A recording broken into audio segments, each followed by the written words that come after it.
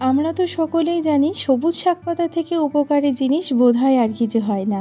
আর কর্তামশাই দেখলাম বেশ সুন্দর সুন্দর লাউ শাক বিক্রি করছিল, তার কাছ থেকেই অনেকটা লাউ শাক এনেছি। সবার প্রথমেই লাউ শাকটাকে খুব ভালো করে বেছে নিয়েছি, এখন জল দিয়ে ধুয়ে নেব।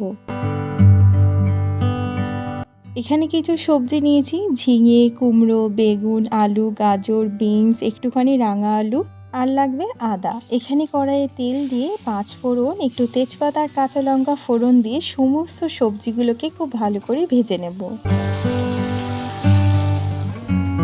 এখন এটাতে দিয়ে দিচ্ছি আদা বাটা, হলুদ গুঁড়ো, লঙ্কা গুঁড়ো আর জিরে গুঁড়ো। খুব ভালো করে কষিয়ে নিয়ে লাউ শাকটাকে দিয়ে দিচ্ছি। লাউ শাকটা একটু চাপা দিলেই জল বেরিয়ে যাবে। তারপর এটাতে সর্ষে বাটা দিয়ে কিছুটা পরিমাণ জল দিয়ে এখন সিদ্ধ হতে দেব। আর হ্যাঁ, নামানোর আগে অবশ্যই দিতে হবে একটু চিনি, এতে করে টেস্টটা খুব সুন্দর হয়। তাহলেই তৈরি লাউ শাকের চচ্চড়ি।